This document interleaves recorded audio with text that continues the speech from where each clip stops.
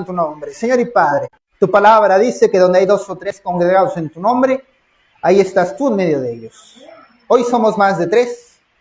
Invocamos tu nombre en medio de nosotros y te rogamos, Señor, que nos hables conforme a tu gracia y misericordia, Señor.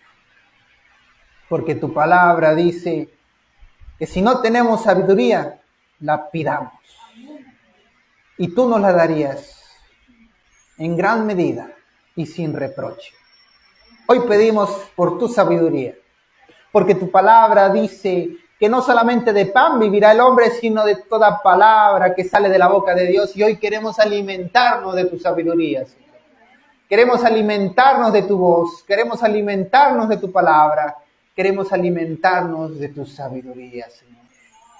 Háblanos a cada uno al corazón, Señor, y que esa palabra tuya sea alimento al espíritu.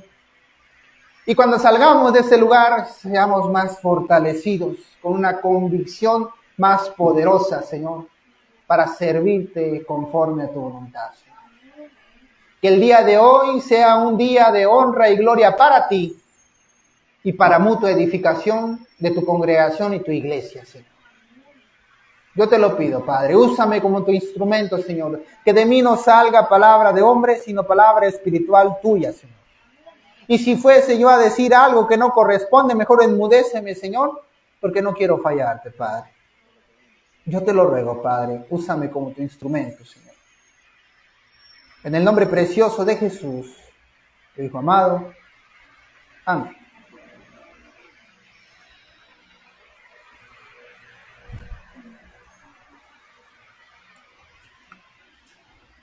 Pues así es, hermanos. A ojos de aquellos que no están enamorados de Cristo, la obra es una carga, hermanos. Es un trabajo forzoso. Esa no es la verdadera obra del Señor, hermanos. Si nosotros queremos servir a Cristo, debe ser en el orden en el que Él lo pide. Miren, el orden de Dios es tan importante, tan especial, que el hombre que escogió Dios, el primer hombre que escogió Dios como rey sobre Israel, fíjense nada más, hermanos, cuando el pueblo de Israel pidió rey para que gobernara sobre ellos, Dios se los dio a pesar de que esa no era su voluntad. Dios les concedió las peticiones que le habían hecho y les puso rey sobre ellos. Y lo escogió el mismo Dios de los cielos. Ese varón, hermanos, escogido de Dios,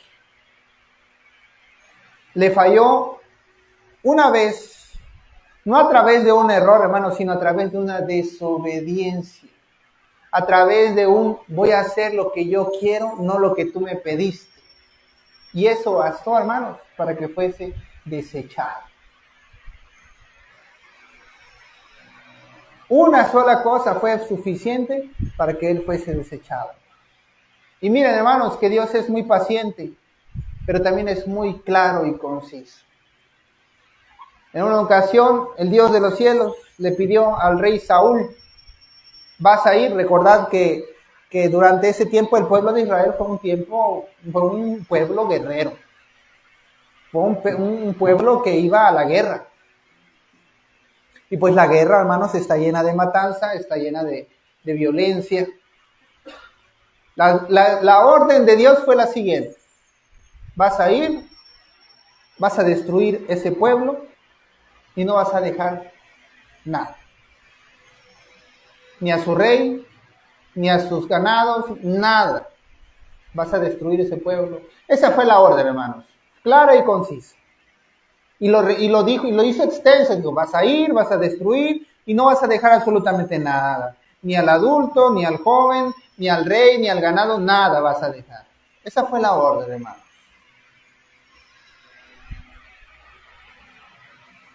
El rey fue, dejó vivir al rey de la nación enemiga y se trajo pues lo mejor del ganado que tenía esa nación, ese pueblo. Y fíjense nada más, el pensamiento del rey Saúl fue el siguiente: de este ganado que yo dejé vivir, vamos a ocupar para ofrendar al Dios de los cielos. Y en una primera instancia podríamos decir, pues es una buena obra, ¿no? Porque lo hace para su Dios. Pero hermanos, ninguna buena obra va acompañada de desobediencia. Ninguna buena obra va acompañada del descontrol. Hermanos, la orden de Dios fue clara y concisa. Y Saúl quiso hacerlo a su comodidad. ¿Y saben por qué lo hizo Saúl, hermanos? Porque sus soldados querían dejar vivir el ganado. Y querían llevarse al rey como trofeo de guerra. ¿Y a quién escuchó el rey Saúl, hermanos? A sus soldados. Lo convencieron. Le dijeron, no, hay que llevarlo. Y vamos a ofrendar de ahí al Señor.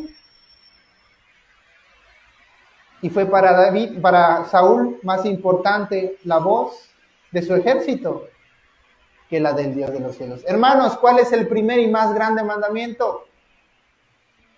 Amarás al Señor tu Dios con todo tu corazón, con toda tu alma, con todas tus fuerzas. Ese es el primer y grande mandamiento, hermanos. Si nosotros le damos más importancia a otra voz que a la voz de Dios, a partir de ahí ya estamos tomando el descontrol. Por eso en anteriores predicaciones yo les decía, la palabra de Dios dice que los jóvenes, que los hijos deben obedecer en todo a sus padres, hasta donde Dios lo permite. ¿Qué quiere decir esto? Si el padre induce al hijo al pecado, el hijo tiene no solamente el derecho, sino la obligación de mantenerse en la obra del Señor. Hijo, miéntele al vecino. No, papá, eso es pecado. No voy a mentir yo al vecino por tu problema, ¿no? Perdóname, pero no, porque Dios dice que la mentira es pecado. Y yo te obedezco en todo lo que tú quieras, menos en el pecado. Saúl debió haber dicho, yo los estimo a todo mi ejército en gran estima, pero no sobre Dios. Y Dios me ha dado esta orden. Y si Saúl, hermanos, piensen nada más, si Saúl no solamente se hubiese arrepentido, hermanos, de su error, tal vez el Señor lo hubiera perdonado. Pero ese error no fue solamente una vez, fue 2 veces y lo volvió a cometer el segundo error. La segunda vez iban a ofrecer sacrificio en el altar al Señor. Y el que ofrece el sacrificio es el sacerdote, es el profeta. Y en ese tiempo me parece que era el profeta Samuel que estaba haciendo los sacrificios. Y Samuel no llegaba. Y otra vez el rey Saúl, ya oprimido porque ya el ejército está ahí parado esperando a salir a la guerra, se sintió presionado y Samuel no llegaba y ellos ya tenían que salir, y agarró y él mismo sacrificó al Señor sin haber esperado al profeta que era escogido de Dios para hacer las ofrendas. Y volvió otra vez a fallarle al Señor. Y a partir de ese momento, hermanos, empezó una tremenda decadencia en la vida de Saúl y fue desechado. Y entonces Dios escogió al rey David. Hermanos, muchos pecados están ocultos bajo buenas intenciones, pero Dios es claro, hermanos. Si Dios dice, vas a ir derecho, no lo pienses. No digas, si yo le rodeo así va a ser más fácil. No. Si yo lo salto por el... No. Dice Dios, derecho. Es derecho.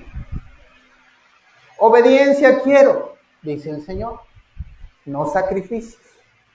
Obediencia. Esa debe ser nuestra principal experiencia y pensamiento que debemos tener cuando vamos a hacer la obra del Señor, hermanos. ¿Para qué? Para que nuestras emociones, para el yo creo no nos gane, hermanos. Porque pudiese pasarnos como a Saúl y decir, bueno, es que esto lo hago con buena intención.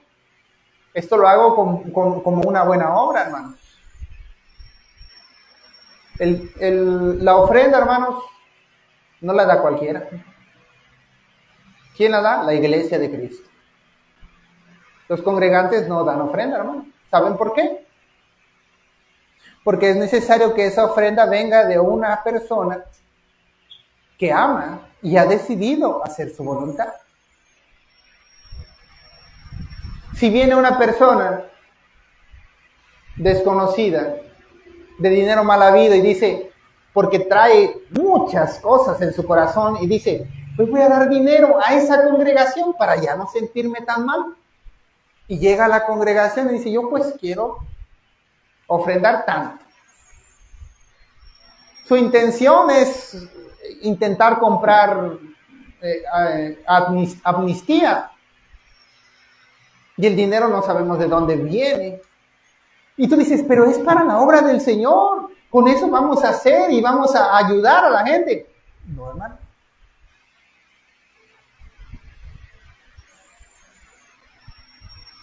Dice, no tomes el dinero de la ramera ni de los perros. Suena feo, pero así es, hermano. No intentes agradar a Dios a través del pecado, hermanos, porque eso es abominación delante de sus ojos.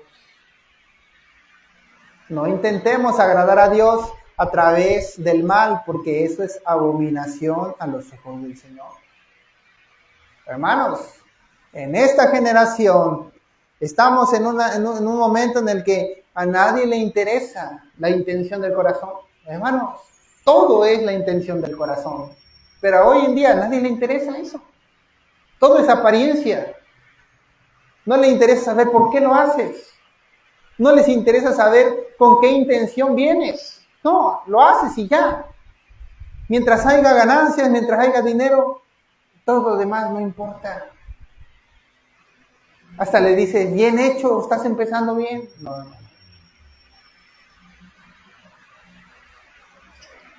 Obediencia, hermano. Todo debe ser limpio delante de los ojos del Señor. Sí, hermano, pero casi no hay dinero. No importa. El Dios de los cielos es el Rey del oro y la plata.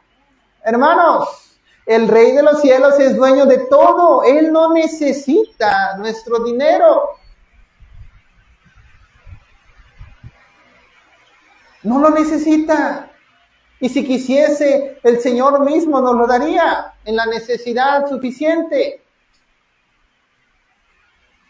No debemos de estar tomando de lo impío ni de lo inmundo. Todos estos, hermanos, son ejemplos. Ejemplos de cómo debe ser nuestra actitud frente al pecado.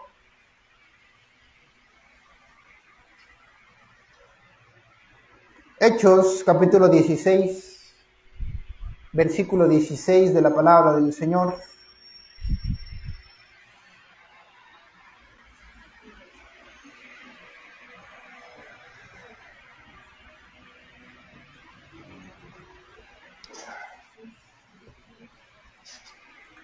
Hechos, capítulo 16, versículo 16. Hechos 16, 16. En adelante. Dice la palabra del Señor. Este es un caso real, hermanos. Una experiencia real del apóstol Pablo. Dice la palabra. Aconteció que mientras íbamos a la oración, nos salió al encuentro una muchacha que tenía espíritu de adivinación, la cual daba gran ganancia a sus amos, adivinando. Esta, siguiendo a Pablo y a nosotros, daba voces diciendo, estos hombres son siervos del Dios Altísimo, quienes os anuncian el camino de salvación. Y esto lo hacía por muchos días. Mas desagradando a Pablo, este se volvió y dijo al espíritu: te mando en el nombre de Jesucristo que salgas de ella. Y salió en aquella misma hora. Pero viendo sus amos que había salido la esperanza de su ganancia, prendieron a Pablo. Ahora, vamos a dejarlo hasta ahí un momento. Y vamos a dar el mismo ejemplo que hemos estado dando hasta ahora. Hermanos, esta mujer, ¿qué es lo que decía de Pablo? Estos hombres vienen predicando la palabra del Señor. Hasta ahí todo va bien. No está diciendo nada malo la mujer. ¿Por qué le desagradó a Pablo? Porque de quien venía la palabra era de un espíritu inmundo. Por eso le desagradó a Pablo. Podía verse muy bien. Pudiera decir, mira, esta tiene espíritu de adivinación, pero nos está ayudando, nos está apoyando, está diciendo que nosotros proclamamos la palabra de Dios. No, hermanos, volvemos otra vez al orden de Dios. Las cosas de Dios son de Dios. ¿Qué decía el Señor Jesucristo cuando le preguntaron de la moneda? ¿De quién es la cara que está en la moneda? Del César. Al César lo que es del César, y a Dios lo que es de Dios. El espíritu inmundo no tiene por qué estar proclamando la palabra del Señor. Y en ese mismo instante, Pablo lo reprendió en el nombre de Jesucristo y salió. ¿Vinieron consecuencias? Claro que vinieron consecuencias. Porque a los amos de la mujer, pues viendo que eso es la esperanza de su ganancia, se fue, lo prendieron. Y seguimos leyendo. Dice, prendieron a Pablo y a Silas y los trajeron al foro ante las autoridades. Y presentándolos a los magistrados, dijeron: estos hombres, siendo judíos, alborotan nuestra ciudad y enseñan costumbres que no nos es lícito recibir ni hacer, pues somos romanos. Y se agolpó el pueblo contra ellos, y los magistrados, rasgándoles las ropas, ordenaron azotarles con varas. Después de haberles azotado mucho, los echaron en la cárcel, mandando al carcelero que los guardase con seguridad, el cual recibió este mandato. Los metió en el calabozo de más adentro y les aseguró los pies en el cepo. Pero a medianoche, orando Pablo y Silas, cantaban himnos a Dios. Y los presos los oían. Entonces sobrevino de repente un gran terremoto de tal manera que los cimientos de la cárcel se sacudían, y al instante se abrieron todas las puertas y las cadenas de todos se soltaron. Despertando el carcelero y viendo abiertas las puertas de la cárcel, sacó la espada y se iba a matar, pensando que los presos habían huido. Si se preguntan por qué este varón se iba a matar, pues recordad que en esa época, pues, no cumplir la obligación que se le encomendó, pues era probablemente ser torturado. Y a veces la tortura se consideraba tortura peor que la muerte. Ahora sabemos que la muerte es peor porque pues se va al infierno, pero pues a ser torturado, pues preferían suicidarse. Dice, los presos, pensando que los presos habían huido, mas Pablo clamó a gran voz diciendo: no te hagas ningún mal, pues todos estamos aquí. Él entonces, pidiendo luz, se precipitó adentro y temblando, se postró a los pies de Pablo y de Silas, y sacándolos les dijo: señores, ¿qué debo hacer para ser salvo? Ellos dijeron, cree en el Señor Jesucristo y serás salvo tú y tu casa. Y hermanos, de aquí viene una de las promesas más maravillosas de la palabra del Señor. Una que debe llevar en el corazón todos los días, en todo tiempo y en todo espacio, para que esta promesa se derrame no solamente sobre nosotros, sino sobre nuestros seres amados, seres cercanos, seres queridos y todo aquel familiar que tanta necesidad de Dios tiene. Porque esta promesa no es solamente para el carcelero, porque le dice, cree tú en el Señor Jesucristo, hasta ahí la promesa está. Pero dice, y no solamente serás salvo tú, sino también tu casa. Y de aquí les quiero dar un pequeño testimonio, hermanos. Cuando yo llegué a San Marcos, solamente éramos mi papá, mi mamá y mi hermano. No teníamos familia aquí. Solo éramos nosotros 4 y nadie más. Desde que conocemos de la palabra del Señor, hermanos, poco a poco la familia se ha estado reuniendo. Y de 4 pasamos como a 16. Y a veces alguno viene y alguno va, hermanos, pero la promesa del Señor sigue. Porque no nos vamos a desesperar tampoco, ¿verdad? No vamos a decir, Señor, pero si tú no salvas a mi familia, entonces ¿por qué? No. Dios ha prometido y lo va a cumplir. ¿Qué nos corresponde a nosotros hacer? Creer. Porque la palabra del Señor dijo, y esta es la principal causa, cree. Cree en el Señor Jesucristo y serás salvo tú y tu casa.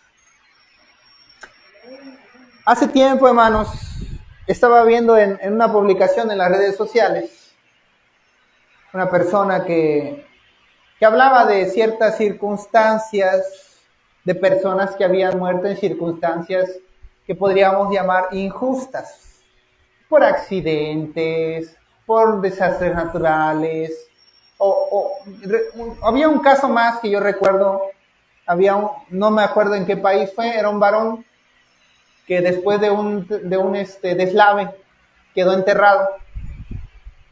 Y los rescatistas rápidamente quedó nada más su cabeza por fuera. Y entonces pues sobrevivió gracias a eso, pero cuando los rescatistas lo estaban sacando, él decía, no me saquen, déjenme aquí. No me saquen, déjenme aquí, decía él. Y el rescatista como que no le entendía, pero dice, tengo aquí en mis manos a mis hijas, dice. Y pues sus hijas estaban debajo de la tierra. Y nada más él tenía su cabeza afuera, ya habían fallecido sus hijas. Y pues él no quería que lo sacaran, porque en cuanto lo sacaran, pues iba a ver los cuerpos de sus hijas. Y en los comentarios, el primer comentario que había en ese video era, por eso no creo en Dios, porque permite que estas cosas pasen.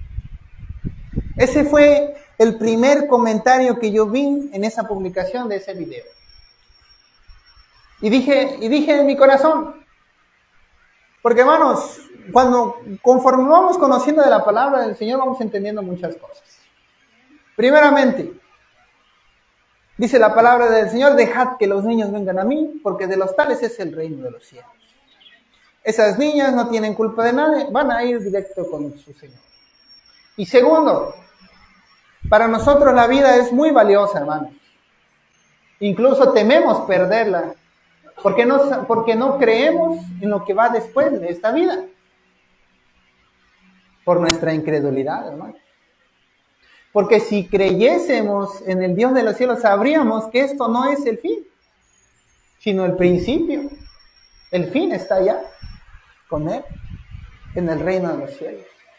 Hermanos, para Dios la muerte no es algo tan terrible como para nosotros. Hermanos, si ustedes ven en la tierra una serie de hormiguitas ahí, ahora que llueve sale mucha hormiga, y ven ahí, si ustedes agarran una hormiga y la sacan del carril y la ponen en cualquier otro lado, para esas hormigas que están ahí, la que se llevaron ya dejó de existir, ya no está, se perdió, ya no va a volver. Pero aquí está en mi mano. Aquí la tengo. No se ha ido, no desapareció. Aquí está en mi mano. Hermanos, Dios es dueño de todas nuestras almas. La palabra del Señor dice, no temas al que mata al cuerpo, sino al que puede echar tu alma en el infierno. Hermanos, cada vez que alguno de nosotros fallece o muere, es como si Dios tomase a esa hormiguita de la fila y la separase y las mantuviese en su mano nada más. No ha desaparecido, no se fue a ningún lado, ahí está en la mano del Señor. Ese pensamiento vino a mí cuando yo escuché ese comentario ahí en el video. Porque esa mujer, o esa persona, o ese varón, no me acuerdo que era hombre o mujer,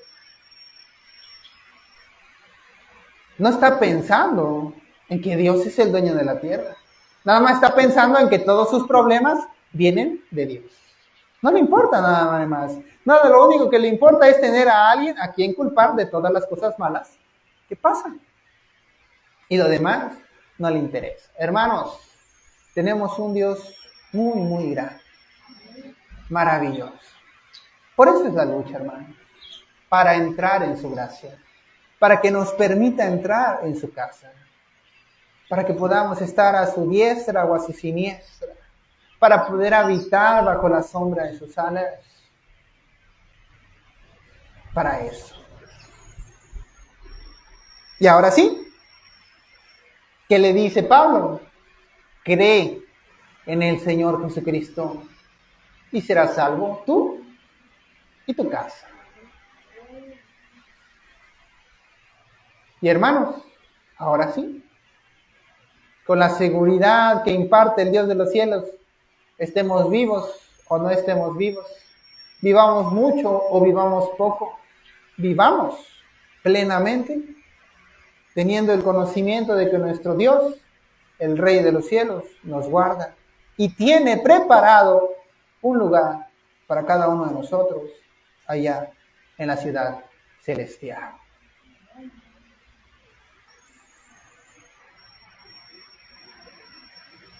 Mateo capítulo 14.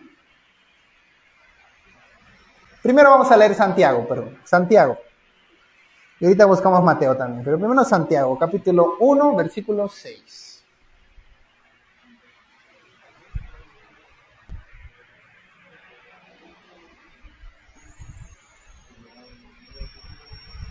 Santiago, capítulo 1, versículo 6.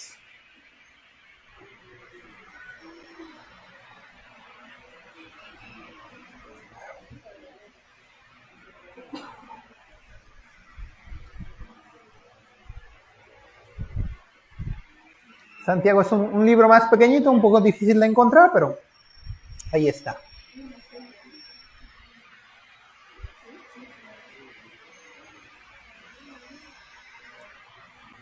Santiago 1:6 en adelante. ¿Lo tenemos? Dice la palabra del Señor. Pero pida con fe. Esa es la clave, hermanos. Pero pida con fe. No dudando. Nada. Porque el que duda es semejante a la onda del mar que es arrastrada por el viento y echada de una parte a otra. No piense, pues, quien tal haga, que recibirá cosa alguna del Señor. Esa es la parte complicada y difícil, hermanos. Porque la mente es muy volátil, hermanos. Es muy volátil. Y piensa muchas cosas muy rápido. Y hoy puedes pedirle una cosa al Señor. En primera instancia, dice el Señor, vengan a mí todos los que están cargados y trabajados, que yo os haré descansar. Si tú tienes una aflicción en tu vida y vas al Señor, tú tienes que descansar en Él. No porque estés obligado a descansar, sino porque el que cree, descansa en Cristo. Porque de verdad cree que Dios ha tomado su carga por él. Si no creyésemos, pues no vamos a descansar. Y en segunda instancia, supongamos que descansamos, que nos sentimos tranquilos porque ya dejamos de carga. Viene otra lucha diferente. Hace unos días daba un testimonio, un hermano ahí en San Marcos decía, ese día que ustedes oraron por mí, dice, al instante me sané, dice. Al instante se me quitó el dolor que yo tenía aquí, dice, pero más adelante en la noche me vuelve otra vez el dolor. Y de ahí, hermanos, en ese momento viene una encrucijada. Porque tú ya le pediste al Señor.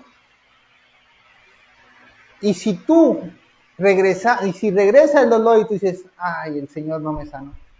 Y automáticamente, en ese momento, ya dudaste, hermano. Ya dudaste, ya pusiste en duda si el Señor te sanó o no te sanó. Y dice el Señor, no piense pues quien tal haga que recibirá cosa alguna del Señor. ¿Qué cosa? El que duda, hermano. El que duda.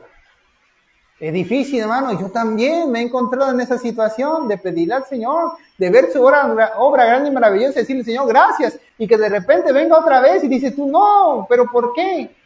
Y la mente piensa tantas cosas, piensa, ¿qué debemos hacer para no dudar, hermanos? Perfeccionarnos, fortalecernos. ¿A través de qué? A través de los problemas, a través de las tribulaciones, a través de las cosas que son imposibles y Dios hace posibles. No hay otra manera, hermanos. No hay otra manera. Y los mismos discípulos de la palabra del Señor, los que caminaron con Cristo, los que estuvieron con Él, los que vivieron con Él, los que durmieron con Él, los que vieron sus obras, sus milagros, tuvieron esos problemas. ¿Cuánto más nosotros? Mateo capítulo 14, versículo 24.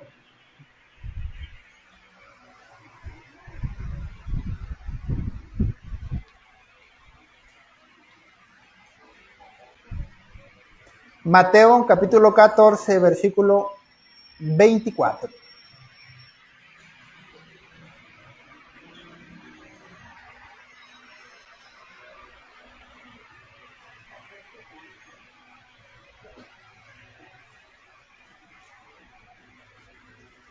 Mateo capítulo 14, versículo 24 en adelante dice la palabra del Señor.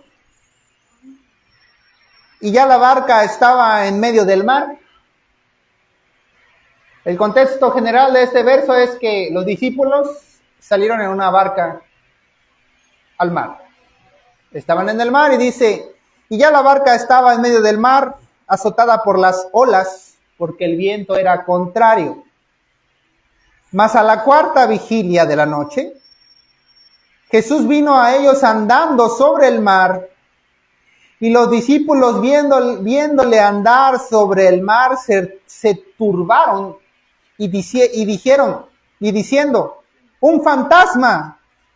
Se turbaron diciendo, un fantasma, y dieron voces de miedo. Pero enseguida Jesús les habló, diciendo, tened ánimo, yo soy, no temáis. Entonces le respondió Pedro y dijo, Señor, si eres tú, manda que yo vaya a ti sobre las aguas. Y le dijo, ven. Y descendiendo Pedro de la barca, andaba sobre las aguas para ir a Jesús. Pero al ver el fuerte viento, tuvo miedo. Y comenzando a hundirse, dio voces diciendo, Señor, sálvame. Al momento Jesús, extendiendo la mano, asió de él y le dijo, hombre de poca fe, ¿por qué dudaste? Y cuando ellos subieron en la barca, se calmó el viento. Entonces, los que estaban en la barca vinieron y adoraron diciendo, verdaderamente eres Hijo de Dios. Nada más de este verso, hermanos, hay tantas cosas que podemos tomar. El día de ayer fuimos a predicar al kiosco, allá en San Marcos. Y de repente se puso nublado. Y empezó a recorrer un viento que hasta tuve que bajar la bocina de su tripié porque se caía. Y nosotros tenemos un teléfono sobre otro tripié para grabar las predicaciones. Y ese también se caía. Entonces ya lo que tenía yo agarrado aquí de la mano. Y así andaba predicando mi papá. Y así andaba aquí mi hermano Yosma repartiendo volantes y yo sosteniendo la cámara para que no se cayera. Y yo veía el viento, hermanos. Y mi primer pensamiento fue, el Señor nos va a guardar. Pero cuando venía el viento fuerte y quería tomar la cosa, hermanos, había un miedo. Dije yo, híjole, ¿qué va a pasar si ahorita nos tumba todo? O nos vamos ya y dejamos de predicar aquí. Hermanos, todas esas cosas pasan por la cabeza, hermanos. Ahora, podríamos pensar, el apóstol Pedro, hermanos, él ya estaba sobre el agua. No bajó de la barca y se hundió, no, hermanos, ya estaba sobre el agua, caminando. ¿Qué pasó? Vio el viento, que era duro, vio la tempestad y le entró un miedo y empezó a hundirse, hermanos. Fíjense nada más, hermanos. Ya vio a Jesucristo caminando sobre el agua. Ya puso sus pies sobre el agua y caminó. Y aún así le entró el miedo en su corazón. No es fácil, no es sencillo. Hermanos, ¿qué otra cosa le pasó antes de que el Señor fuese crucificado? Cuando el Señor fue encarcelado, le dijo, Pedro, tú me negarás 3 veces antes de que cante el gallo. ¿Y por qué creen que lo negó? Porque tuvo miedo. Porque le dijeron, tú estabas con Jesús, nosotros te vimos, ¿no? Yo no lo conozco, yo no soy. Porque tuvo miedo. Hermanos, si se ponen a leer la palabra del Señor, la vida de Pedro fue el ejemplo perfecto del dudar en los momentos más necesarios. En el momento en el que más necesitaba creer fue en los momentos en que dudó. Y hubo un momento, hermanos, de ese perfeccionamiento del que estamos hablando, en el que entendió, en el que creyó, en el que ya no tuvo miedo. No porque él fuese más fuerte, no porque él era mejor, no, sino porque había sido perfeccionado. Porque todas esas tribulaciones y errores y tropiezos que tuvo a lo largo de su camino contribuyeron a que él actual de ese momento fuera perfeccionado y fortalecido y fuera mejor que el del principio. No llegó a la primera, hermanos. No le predicó al Señor Jesucristo una vez y ya estaba perfeccionado. No, hermano. Pedro vivió todo el tiempo que Jesús predicó con él y caminó con él y escuchó con él y vio los milagros que él hizo y compartió los milagros que Jesús hizo y aún así tuvo miedo y dudó. Hermanos, no nos avergoncemos de las cosas que nos pasan, pero jamás permitamos que un tropiezo nos tumbe al suelo. Jamás permitamos que un tropiezo nos tire y nos deje ahí para siempre, hermanos. Hay muchos tropiezos, hay muchos errores. Y digo tropiezos y errores, no pecados, hermanos. Porque el pecado es voluntario. El pecado va acompañado de una intención del corazón. El tropiezo y el error es involuntario, es un error, es un fallo. Pero el pecado es voluntario, es una decisión consciente y con una intención. Y recordemos que decíamos al principio, todo Toda la obra del Señor depende de la intención del corazón. Todo es intención, hermanos. Si tú lo haces con una intención maligna, ten por seguro que Dios lo sabe. Y no importa qué tan bello te veas por fuera, el Señor te conoce de pies a cabeza. Pedro tropezó muchas veces, hermanos. Caso contrario, Pablo empezó de la peor manera posible que nos podamos esperar. Pero en el momento en que conoció a Cristo, no vaciló, hermanos. En el momento en que Pablo conoció a Cristo y que lo tumbó del caballo y que lo encegueció, hermanos, desde ese momento ya no vaciló Pablo. ¿Por qué fue diferente a Pedro? Porque no eran la misma persona, hermano. Y cada uno de nosotros es diferente. Y cada uno tiene sus propias tribulaciones. Y cada uno es diferente, algunos más, algunos menos. Y algunos también, asimismo, como tienen más tribulaciones, recibirán más recompensas. Y así como algunos tienen menos tribulaciones, recibirán menos recompensa. Pero el que recibe más, no culpe al que recibe menos. Y el que recibe menos, no culpe al que recibe más. Dios conoce nuestras debilidades y fortalezas. Y no nos probará más de lo que podamos resistir.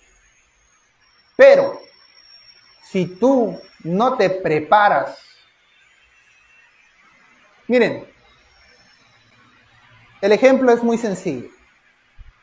Todos nosotros creo que hemos tenido la experiencia de ir a alguna escuela, de hacer un examen, para lo que sea.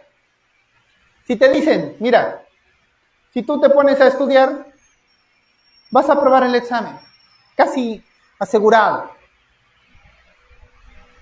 Dios no te prueba más de lo que puedas resistir. Si tú estudias bien, es muy probable que aciertes, que lo pases. Viene el examen, tú no estudiaste, tú no te preparaste, vas a salir reprobado. Dios me probó más de lo que pude resistir. No, Dios te probó conforme a tu capacidad, pero tú no te preparaste, no diste nada de ti para estar listo para el momento. Es muy diferente, hermano. Porque cuando nosotros nos hallamos en problemas, dicen, no, es que Señor, esto es demasiado para mí, no lo resisto. No, sí puedes. El problema es que tú no te has preparado para resistir la ocasión. Porque Dios te conoce. Dios sabe cómo eres. Dios sabe lo que sí puedes y no puedes hacer. Y si Dios lo ha permitido en tu vida es porque sabe que puedes hacerlo. Pero si tú no te has preparado, ten por seguro que saldrás reprobado. Saldrás reprobado, hermano.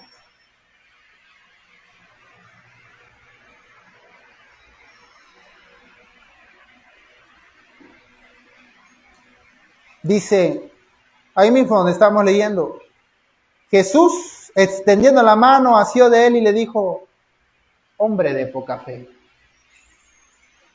Esa es la clave, hermano. Hombre de poca fe. ¿Por qué dudaste? ¿Por qué dudaste? Es un momento de nada, hermanos. Es un momento de que no dura un instante para que el milagro sea rechazado, para que el milagro ya no se haga en nuestras vidas, hermanos. Yo le comentaba a los hermanos ahí en San Marcos que para mí el ejemplo más claro de creer es el siguiente. Cuando los amigos de Daniel iban a ser echados en el horno de fuego, se les dio la opción de adorar la estatua del rey. Y ellos dijeron la siguiente frase: el Dios de los cielos tiene poder para librarnos de tu mano. Pero si aún no lo hiciere, no nos postraremos ni te adoraremos. Esa es la clave, hermanos. Si Dios me ayuda, bien. Y si no, también. Yo no estoy con Dios por conveniencia, sino porque le amo. Esa debe ser nuestra manera de pensar, nuestra manera de vivir. Hermanos, la verdad de todo es que cuando nosotros nos acercamos a Dios al principio, es de una manera egoísta. ¿Por qué conocimos de Cristo? Porque teníamos necesidades, problemas, aflicciones, y ya no habiendo encontrado otra forma de salvación, pues decidimos buscar al Señor. Sálvame, Señor, ya no puedo solo. Pero llega un momento, dice la palabra del Señor, en el que el amor echa fuera el temor. Donde el que teme no ha sido perfeccionado en el amor, porque el amor echa fuera el temor. Así, hermanos. En el momento en el que nosotros empezamos a amar a Cristo, hay un cambio cualitativo en nuestra fe, en nuestra forma de ver a Cristo. Y entonces ya no estamos aquí por conveniencia, ya no estamos aquí porque Dios nos salvó, sino porque le amamos. Porque Él es nuestro todo. Porque Él es como el aire. Lo necesitamos. Y entonces se empiezan a manifestar todas estas cosas preciosas, grandes y maravillosas, que de buenas a primeras no entendemos. Hermano, tú cuéntale esto a una persona allá del mundo, va a pensar que estás loco.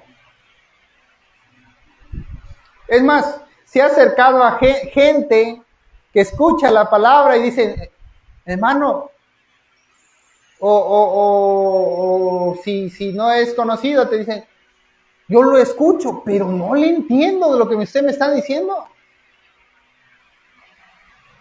Porque esto no viene de la nada, hermanos. Esto es un esfuerzo constante, es una lucha, es una carrera, es un trabajo, es una responsabilidad, es muchas cosas, es una vida, hermanos. Es una vida en Cristo, para que todas esas cosas se manifiesten.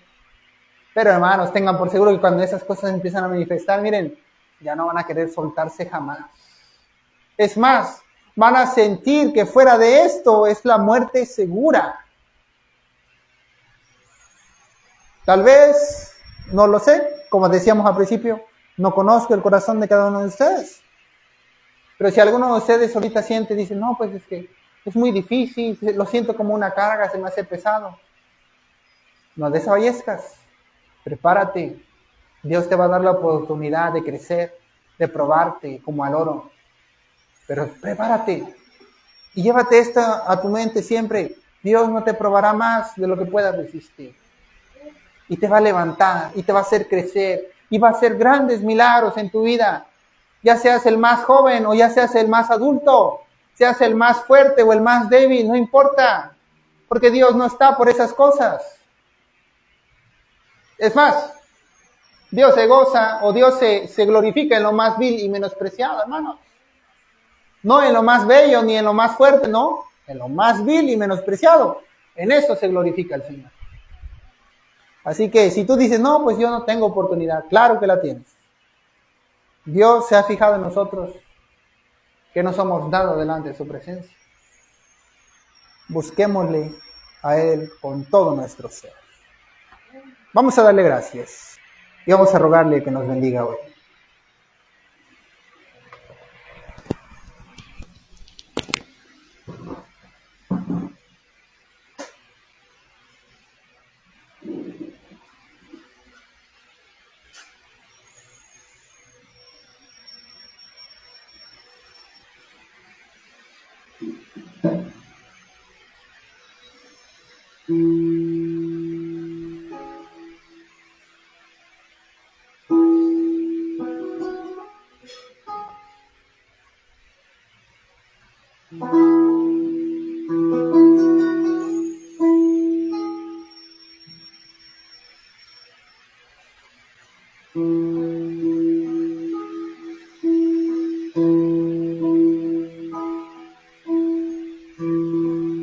Ayúdanos. Hay tantas cosas por aprender. Tu presencia, tal vez, si estudiáramos tu presencia día y noche, no acabaríamos y toda nuestra vida no sería suficiente. Pero yo no me quiero estresar con todo ese pensamiento, Señor. Yo me fijo en tu figura, Señor. Como dice tu palabra, como viendo al inicio. No me complico las cosas pensando en todo lo que va a pasar, en todo lo que va a venir. Puesta mi mirada en ti. Porque sé que si fijo mi mirada en ti, sigo tus pasos y camino conforme a tu voluntad, eventualmente y seguramente llegaré a las puertas de tu ciudad celestial. Ni nada ni nadie, dice tu palabra, nos podrá separar de tu amor. Esta decisión es personal, yo la hice. Si cada uno de ustedes, los que escuchan esta palabra hoy, también por decisión personal han decidido seguir a Cristo, tengan que por seguro que si prevalecen hasta el fin, el Señor les asegura la entrada en el reino de los cielos. No porque lo merezcamos, sino porque su gracia y misericordia es grande. He decidido seguir al Cordero de Dios por los caminos donde él anda. Quiero pasar y sobre un monte alto levantar mi voz. Al final del camino quiero llegar.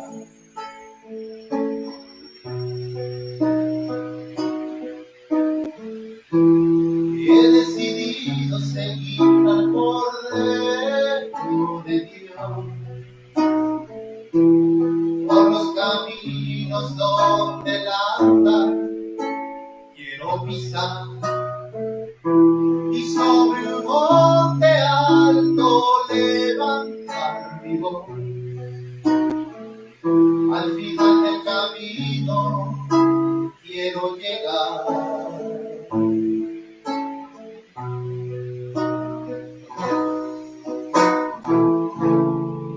Oh Jehová, mírame,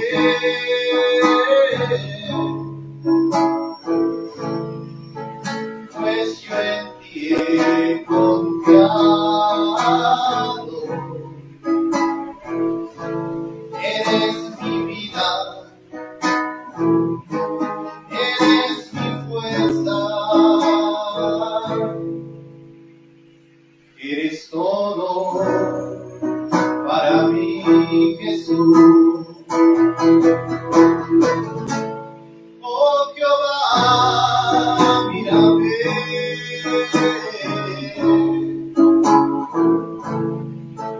pues yo en ti he confiado. Eres mi vida, eres mi fuerza,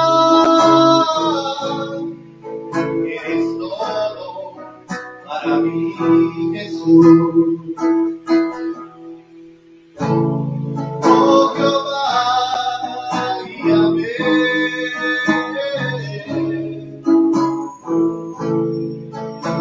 pues yo en ti he confiado.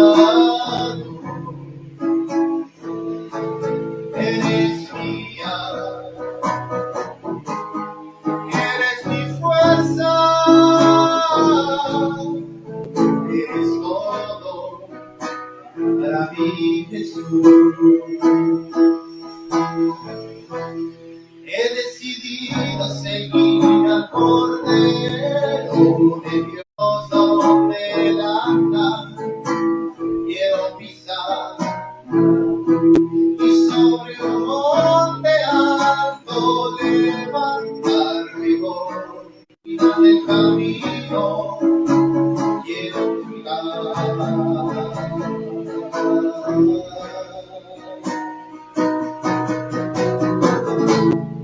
Oh Jehová,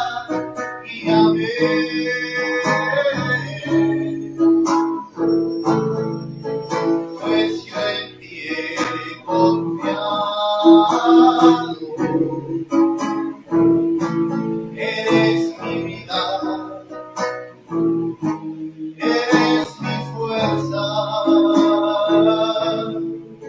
eres todo para mí, Jesús. Eres mi vida, eres mi fuerza, eres todo para mí, Jesús.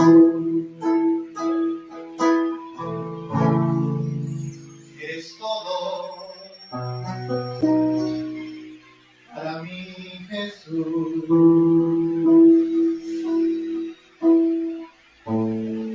Oh Jehová, Yahvé,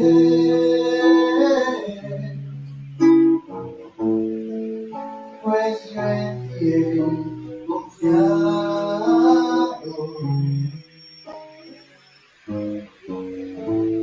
Eres mi vida, eres mi fuerza,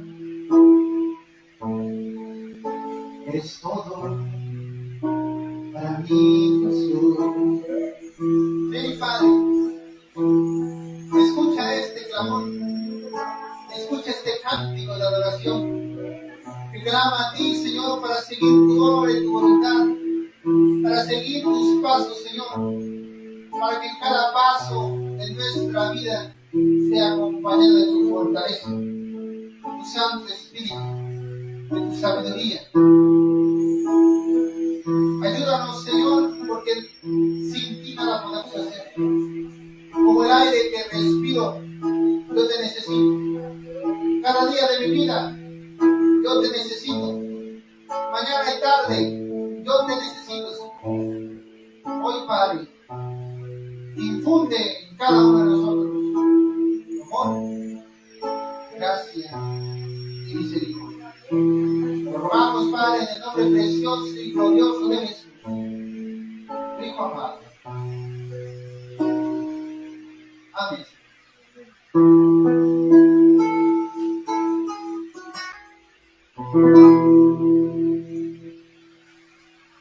Amén.